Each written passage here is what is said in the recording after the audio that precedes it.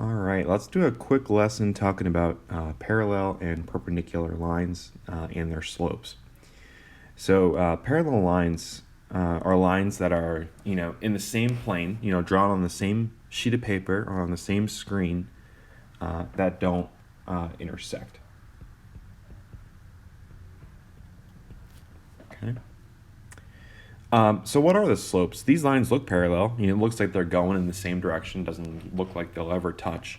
So maybe let's look at and see what the slopes are. So how about up 2 and over 1? I'd call that a 2 over 1, a slope of 2. And then the blue is the same, actually. It's up 2 over 1. So when you have parallel lines, they have equal slopes.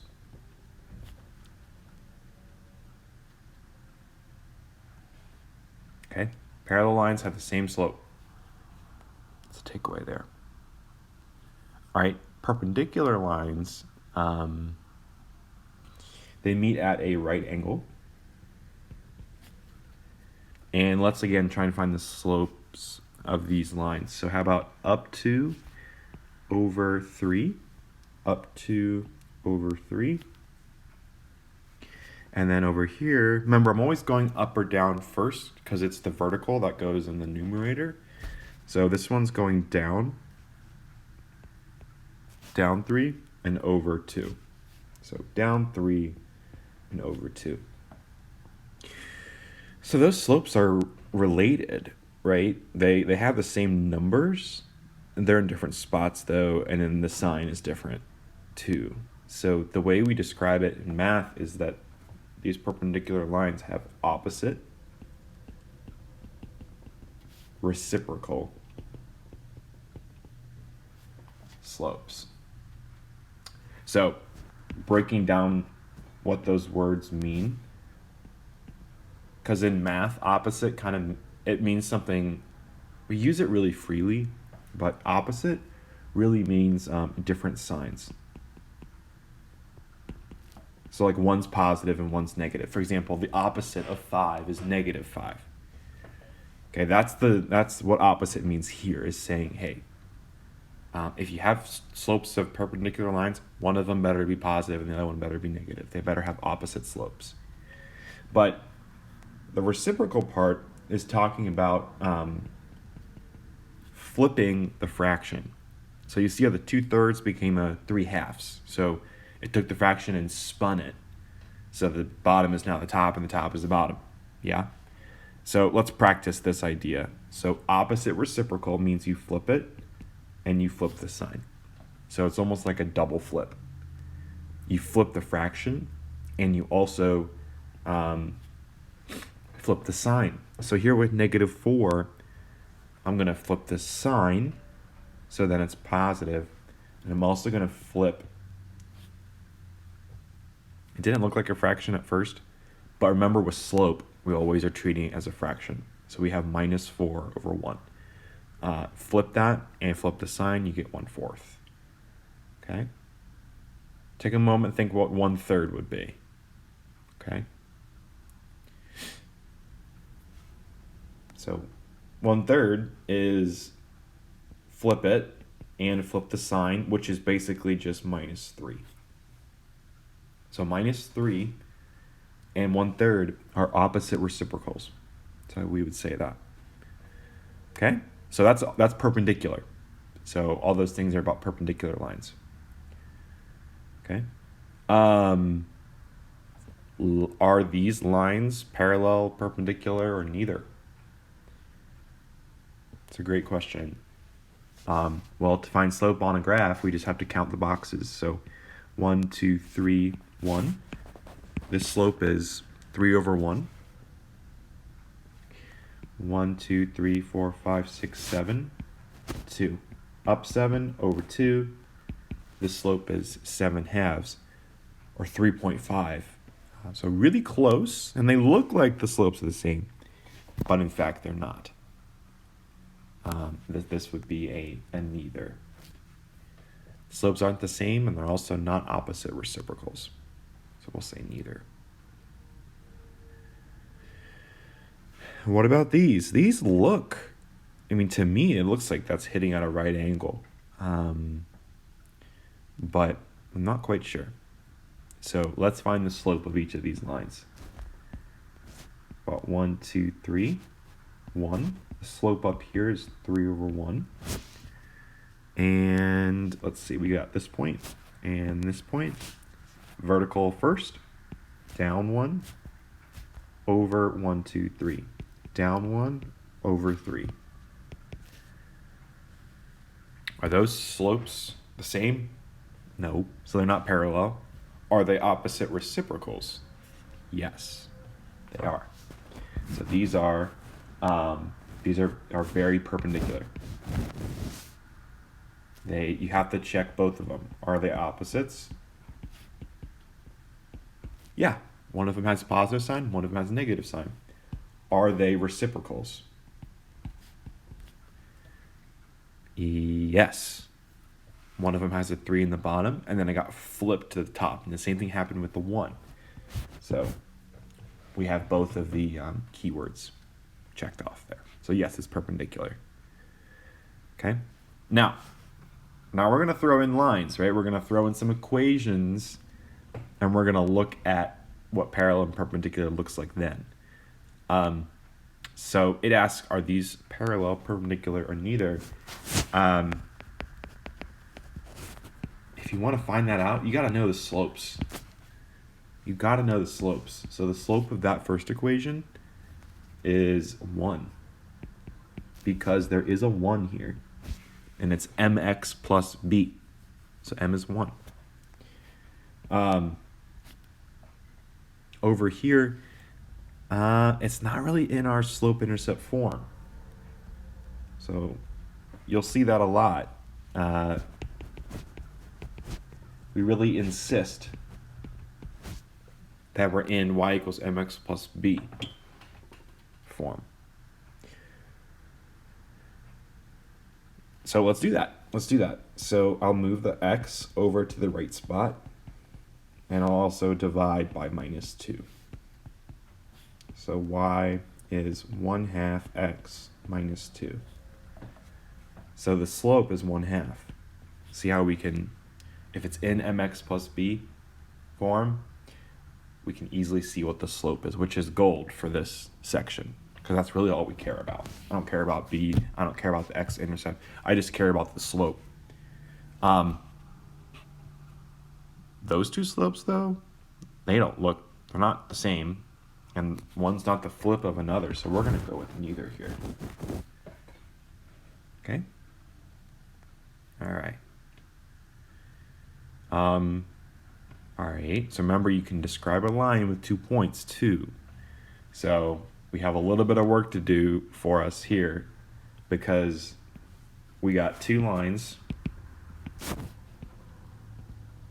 and we want to find the slope of each of them. So we'll just go ahead and use the slope formula. Okay, so I'm just going to do a good old copy paste.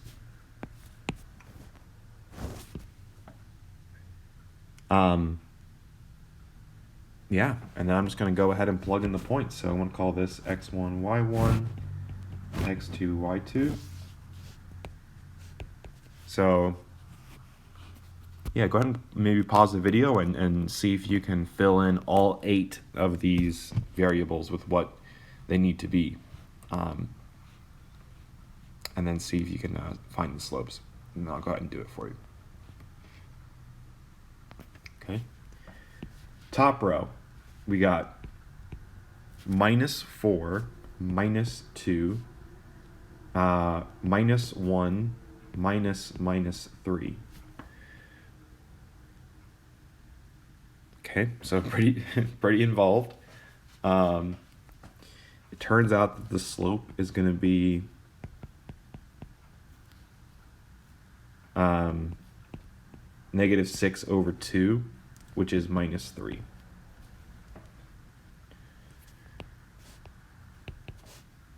Cool. And then going down and looking at the second row of about line 2, I'm going to go ahead and plug in -4 and 5, and then x2 minus x1. So this looks like it's going to be minus 9 over 3.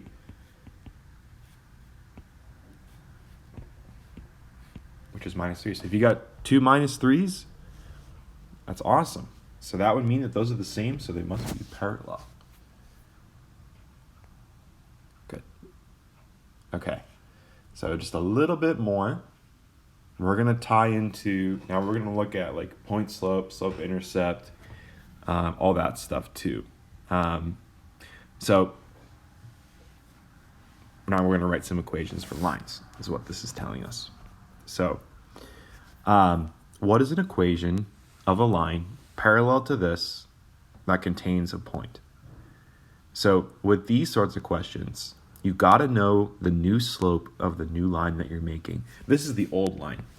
You know, this is old news. You know, this is this line they gave us, but in reality, we're creating a new equation. So with these type of problems, I'll go ahead and just label, like, what's the old slope? The old slope is minus 3. And I want to know what the new slope is going to be of my new line that I'm making, right? And it's always going to rest on whether the line is parallel or perpendicular, right? So if my new line has to be parallel, I better pick the same slope.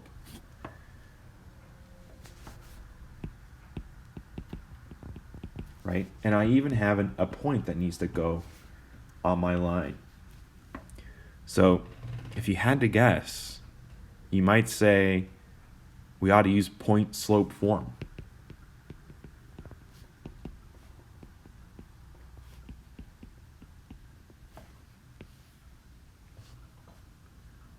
Because we have a point and we have a slope, right? So we remember that formula. And we have 3 pieces. 1, 2, 3. And they're going to go in 3 spots. 1, 2, 3. So let's make that happen. So the y1 is 8. The slope is minus 3. And we have a minus 1 going in there. Okay. So the question says, what's the equation of a line parallel to this, blah, blah, blah. That looks like an equation of a line to me. Maybe we'll get rid of the double negatives and stuff, but that's fine. You can leave it like that. It just wants an equation. That's an equation. Okay, so don't ever do any extra work, you know. Okay, same style of equation, but it wants to know it has a perpendicular slope. Okay, if we're going to use, this is the old one. This is old. We haven't used this line yet. And we want to make a new equation based on some facts of this line. But remember, this is all about slope. So if we're going to make a new line, we better know what the old line's slope was. So we have to do a little bit of work to get there. So if we have the old equation and we want to solve it for y, you'll see, I'll show you why in a second. So if we divide by 2, see why we might want to do this. So I'm not going to box that. The reason why I just did that is because I now know that the old equation's slope is minus 2, right? When the equation was written in this form, I had no idea what the slope was, right? But rewriting it in y equals mx plus b shows exactly what m is. Okay, so if that's the old slope, what should the new slope be?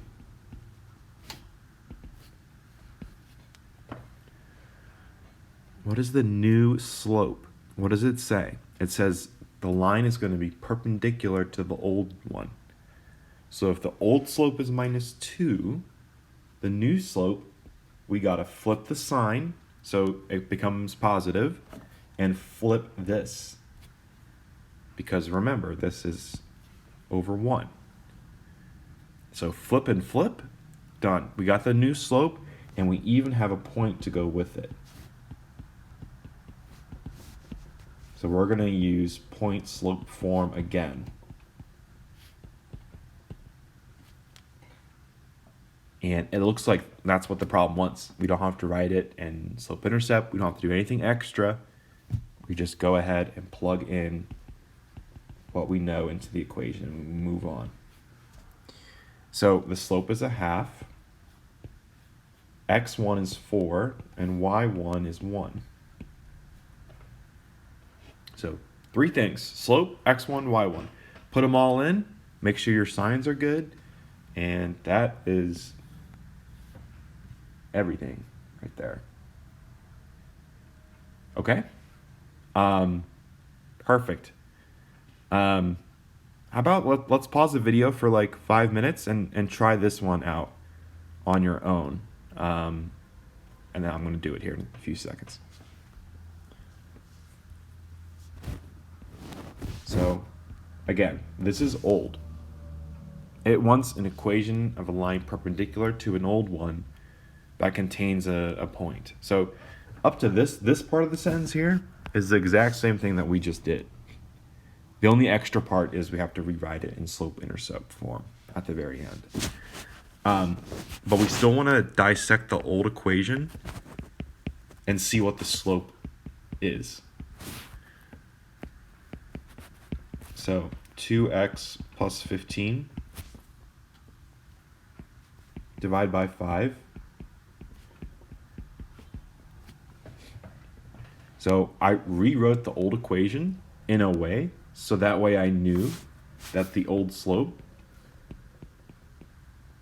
was 2/5. Okay, so that's kind of step one, is to find the slope of your old line, the one that you're basing yourself off of. Okay. What do you do after that?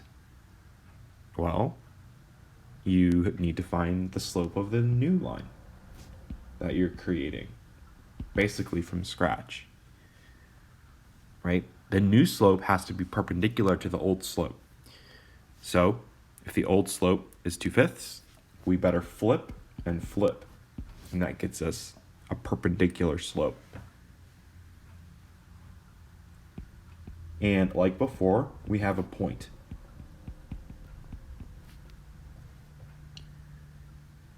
So we got our 3 things to plug into our point slope form, don't we? Just like before. So I'm going to go ahead and plug in -7 for y1, the second coordinate of that coordinate pair.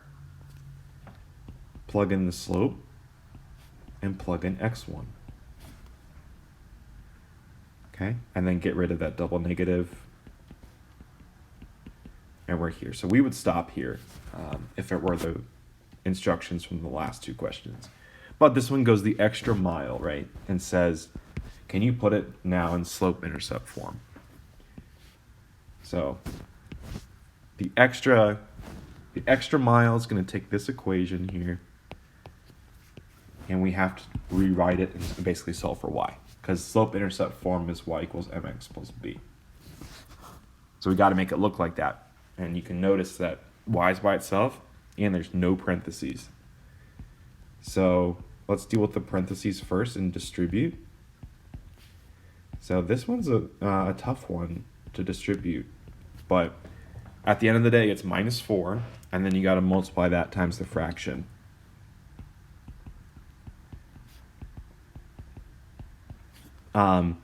So personally, I think I see this becoming a plus. And 5 times 4 is 20. Divided by 2 is, I think I'm going to get 10 out of this. And if you aren't sure, type in your calculator. 5 divided by 2, enter, and then multiply it times 4. But it's 10. And then I'm going to go ahead and subtract 7. And there you have it. That's a perpendicular line, and it's written in slope-intercept form, and it goes through this point. Okay, so a lot of work to do that. Remember, we're creating this equation basically from scratch. So that's why I like to use the phrase like old and new, so we can